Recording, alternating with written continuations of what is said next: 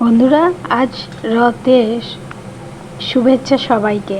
আজকে কিন্তু রথে জগন্নাথ উঠবে, সেই রথে উঠে যখন যাবে তাকে তো কিছু মিষ্টি টিষ্টি দিতে হবে। দেখুন, এইভাবে জিবে গজাটাকে বানিয়ে নিতে হবে। আজকে আমি জিবে গজা বানাচ্ছি। আর এই জিবে গজা মেলা ঠেলায় অনেকবার দেখেছি, দেখে মনে হয় কি মেয়ে প্রচুর ভালোবাসতো খেতে। বলে কি করে বানায়, একটু তুমি এইগুলো বানাতে পারো না? আমি আজকে সেটাই বানাতে চলেছি। আমি নিয়ে নিয়েছি 2 বাটি, ছোট ছোট 2 বাটি ময়দা। আর দিয়ে দেব এই ময়দার জন্য বেশ সামান্য একটু নুন। আর দিয়ে দেব বেশ অনেকটা, মানে 3 চামচ মতো দিয়ে দেব ঘি। এটা আমার ঘরে তৈরি করা ঘি। ঘি দিয়ে ভালো করে ওটাকে মেশাবো। মিশিয়ে এইভাবে মুঠি করলে যেন একটা দলা পাকিয়ে যায়, মুঠিটা যেন খুলে না যায়। হলে তারপরে কিন্তু অল্প অল্প জল দিয়ে এই ব্যাটারটাকে মাখতে হবে, আঠাটাকে মাখতে হবে, ময়দাটাকে মাখতে হবে। মেখে আমি বাটি দিয়ে ঢাকা দিয়ে রাখলাম। এইবারে আমি চিনির শিরাটা বানিয়ে নেব।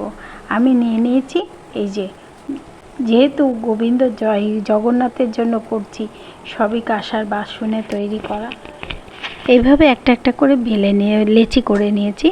লেচি করে নিয়ে এবার ডো বানিয়ে নিয়েছি। নিয়ে এবার বেলে নিচ্ছি রুটির মতো করে। এই যে রুটির মতো করে বেলা হয়েছে, তবে কিন্তু এটা পাতলা করেই বেলতে হবে। তারপরে যখন এইগুলো হয়ে গেল, তারপরে একটা একটা করে রুটি আমি বেলে বেলে তার উপরে দিয়ে দিচ্ছি ঘি আর ছড়িয়ে দিচ্ছি ময়দা।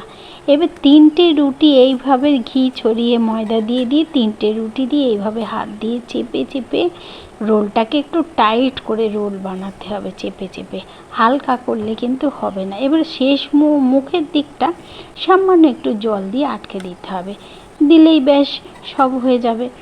দিয়ে এইবার ছুরি দিয়ে ছোট ছোট আকারে কেটে নিতে হবে। কেটে নিলে সেইগুলো দেখতেই কত সুন্দর লাগবে। এই যে এইভাবে কেটে নিয়েছি আমি। নিয়ে এবার ছোট ছোট একটা একটা, এই যে দেখছেন কেমন ভাঁজ হয়েছে। এইটা কিন্তু জোরে করে বেললে এই ভাঁজটা কিন্তু আর থাকবে না, তাহলে কিন্তু সে চেপেই যাবে। তবে ভাঁজ যদি নাও থাকে, সেইটাও খেতে কিন্তু অসাধারণ হয়, দারুণ খেতে হয়। একবার অন্তত বানিয়ে খেয়ে দেখতে পারেন। বাচ্চারা খুব খুশি হয়ে যাবে, বড়রাও খুশি হয়ে যাবে। এভাবে তেল গরম করে নিয়ে, খুব দাউ দাউ করে তেল গরম করার দরকার নেই। এটা লো টু মিডিয়ামে থাকবে গ্যাসটা। আর দিয়ে বেশ একটু মাঝে মাঝে নাড়াচাড়া করে দিতে হবে। ব্যাস দেখুন, এইভাবে যখন রং এসে যাবে, তখন এটাকে আবার ওই চিনির শিরায় দিয়ে দিতে হবে। এইভাবেই করে নিতে হবে সব কিছু। এইভাবে এবার ভাজা হয়ে গেছে। এবার তুলে এইভাবে রসে দিয়ে দিচ্ছি। ব্যাস, আর কিছুই করতে হবে না। আস্তে আস্তে চিনির রসটা একদম শক্ত হয়ে দানা দানা, যেমন চিনি তেমন রং চলে আসবে। তবে এই ভাজাটা আরেকটু হালকা ভাজবেন বন্ধুরা, তার কারণ চিনির রসে পড়ার সঙ্গে সঙ্গেই কিন্তু রংটা আরও ডিপ হয়ে যায়, অনেকটাই ডিপ হয়ে যায়।